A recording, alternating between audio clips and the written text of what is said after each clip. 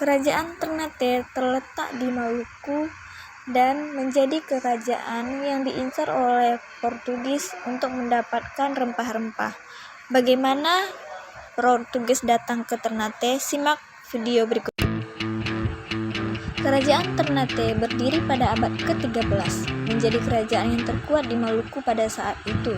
Ternate dikenal sebagai pusat perdagangan rempah-rempah yang menarik pedagang Eropa dan Asia. Dan di bawah pemerintahan Sultan Babuloh, Ternate ini mengalami masa kejayaan yang cukup. Dan 1605 Ternate jatuh ke tangan VOC, di mana menandai akhir kerajaan Ternate, dan juga terdapat warisan-warisan budaya di dalam. Bangsa Barat memang sudah mengincar kekuasaan di Nusantara sejak lama, dan mereka juga berusaha menanamkan pengaruh mereka di setiap tempat. Mereka datang untuk menyinggahi dan memerlukan kepentingan kesejahteraan negaranya. Salah satunya adalah wilayah kerajaan di Maluku, Kesultanan Ternate. Seperti yang sudah kita ketahui bahwa Kepulauan Maluku ini sangat kaya akan rempah-rempah, sehingga mereka itu dijuluki sebagai Spicy Island. Bertepatan pada masa pemerintahan Sultan Sirullah di Ternate tahun 1512 Masehi, Portugis tiba di perairan Banda yang dikepalai oleh Antonio, dan disinilah dimulai banyaknya intrik dan polemik serta kebijakan Sultan Sirullah yang melemah di kekuasaan kerajaan di Ternate. Ketika dia memberi izin Portugis, maka disitulah mulai permasalahan, di mana Portugis ini sering sekali mengikut campuri urusan pemerintahan dan kebijakan yang ada di kerajaan.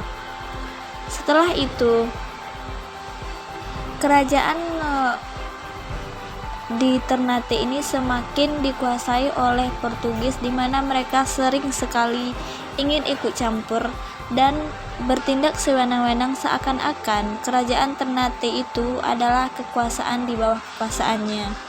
Masyarakat pun sudah mulai tidak menyukai tentang adanya orang-orang Portugis ini. Mereka menganggap bahwa orang Portugis ini hanyalah orang yang mengganggu dan juga mengganggu kegiatan usaha mereka seperti berdagang, bertani, dan sering melakukan perlawanan-perlawanan yang tidak senonoh terhadap rakyat-rakyat yang ada di Maluku, sehingga masyarakat sering memberontak dan tidak segan-segan secara terang-terangan memberikan ketidaksukaannya kepada Portugis dan mengadukan ini kepada raja-raja mereka yang berkuasa di Maluku. Hal yang dilakukan Portugis tersebut menjadi hal yang tidak senonoh dan menjadi permasalahan dari generasi ke generasi.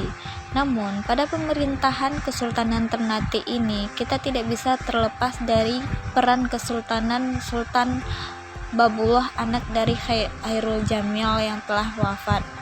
Beliau adalah seseorang perwira dan raja yang sangat dermawan dan kuat. Dia adalah anti terhadap koloni-koloni Portugis. Dalam hal ini, pemerintahan beliau meninggalkan berbagai bentuk peninggalan-peninggalan yang bisa dilihat pada saat ini. Nah, peran beliau sangatlah memberikan dampak yang baik terhadap masyarakat pada masa itu, sehingga masyarakat sangat menyayangi beliau. Setelah Sultan Sirullah wafat, digantikan oleh anaknya yang bernama Khairul Jamil. Khairul Jamil sangatlah baik dan sangat islami. Dia sangat mementingkan akidah Islam dan memperbaiki struktur-struktur pemerintahan secara Islam. Namun kebaikannya dimanfaatkan oleh Portugis yang bernama Lopez yang membunuhnya secara sahid, dan beliau pun digantikan oleh Sultan Babuloh. Sultan Babuloh ini membawa kerajaan Ternate kepada masa kejayaan, di mana mereka itu melakukan penghapusan monopoli yang dilakukan Portugis, sehingga menjadikan pelabuhan menjadi bebas dalam perdagangan. Kemerosotan Ternate itu semakin dirasakan di saat Sultan Babuloh meninggal dengan cara yang cukup tragis. Dilakukan oleh bangsa Portugis dengan cara yang licik, sehingga mereka bisa menguasai Ternate dengan cara mereka sendiri. Namun masyarakat tetap membenci dan mengharapkan merdeka. Menurut saudari Ufa Husna, apakah hal yang menarik dari kerajaan Ternate ini sehingga harus dipelajari? Baiklah, kerajaan Ternate ini berdasarkan yang saya baca adalah yang menarik dan uniknya, kerajaan Ternate ini adalah salah satu penghasil rempah-rempah seperti teh, cengkeh, kopi dan lainnya yang sebenarnya memang sudah menjadi tujuan dari bangsa Portugis yang pertama kali yang datang, berdasarkan sejarah yang saya baca.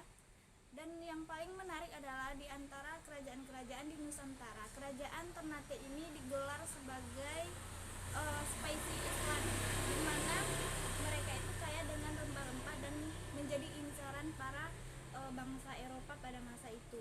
Nah, dan yang paling menarik lagi, kerajaan Ternate ini sebenarnya punya dua, yaitu adalah kerajaan Tidore, di mana mereka itu memisahkan diri dan pada akhirnya mereka itu nantinya akan disatukan lagi oleh Kesultanan Nuku, di mana Kesultanan Nuku ini membawa kerajaan Ternate dan Tidore ini kepada masa kejayaan, sehingga pada masa itu perjuangan-perjuangan yang mereka lakukan